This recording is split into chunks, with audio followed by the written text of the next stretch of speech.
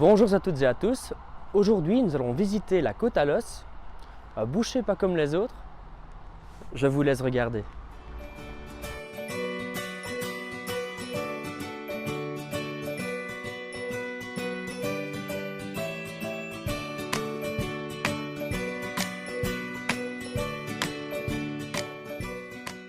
Bonjour Thierry. Bonjour Ludo.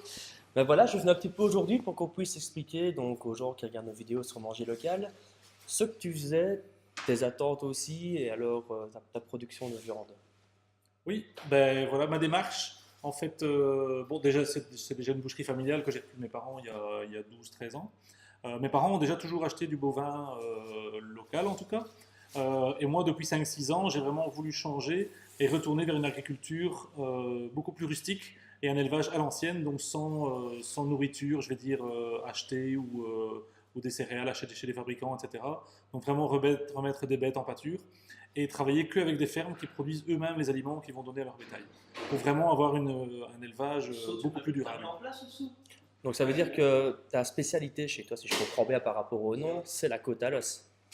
C'est la côte à l'os et surtout de vaches plus rustiques en fait. Parce que bon voilà, la grande spécialité en Belgique c'est le blanc-bleu belge.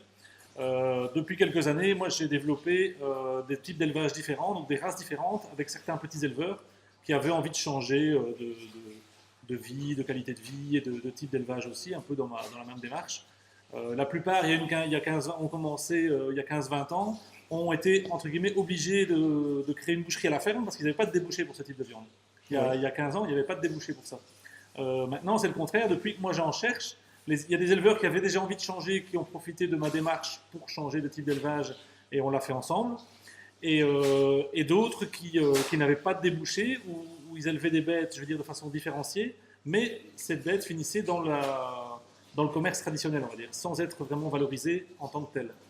Et donc en général, je suis maintenant très ami avec les éleveurs avec qui je travaille parce qu'entre guillemets, ils m'aiment bien, parce que je paye plus cher que s'ils donnent leurs bêtes aux marchands. Et les bêtes sont valorisées à leur juste valeur. Et je parle des éleveurs aussi avec mes clients, je dis d'où vient la viande, de quel village, etc. Et les clients sont très contents de le savoir. Au moins, tu es dans l'équitable à ce moment-là. Ouais. Oui, tout à fait. Et les éleveurs, voilà, je fais parfois des portes ouvertes, les éleveurs viennent ici aux portes ouvertes, discutent avec les clients. Même l'éleveur est mis en valeur dans mon système, en fait. C'est surtout ça. Je veux vraiment que l'éleveur se sente impliqué dans la commercialisation. C'est d'ailleurs les tout premiers clients, parce qu'en général, ils me rachètent de la viande, ils en vendent autour d'eux auprès de leurs proches, parce qu'ils sont fiers de pouvoir montrer que leur viande est transformée de façon qualitative. C'est très chouette. Et revendre les produits finaux, en fait. C'est très chouette. Sans devoir investir dans un atelier de boucherie, il y a le problème du diplôme, bon, la commercialisation, parce que faire du commerce, c'est pour les éleveurs, c'est pas forcément évident de trouver les clients.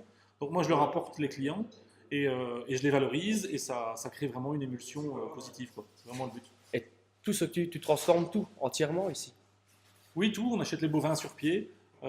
C'est l'éleveur qui le transporte à l'abattoir. Moi, je vais les rechercher à l'abattoir en carcasse, entier. Et on travaille tout ici. On découpe, on désosse, on portionne, on fait les charcuteries, tout ce qu'il y a à faire, les viandes hachées, etc., les préparations. En tout cas, Thierry, je te remercie. Voilà. Et une prochaine. Oui, merci. Au revoir. Et ben voilà, la visite de la côte à l'os est terminée. En tout cas, j'ai les yeux qui pétillent, rien qu'à voir un professionnel aussi passionné de son métier. J'espère que ça vous a plu. Continuez à nous suivre donc, sur Manger Local, sur notre Facebook, notre page YouTube. Et alors, n'hésitez pas aussi à télécharger l'application pour retrouver Thierry, la côte à l'os. Je vous remercie. Au revoir.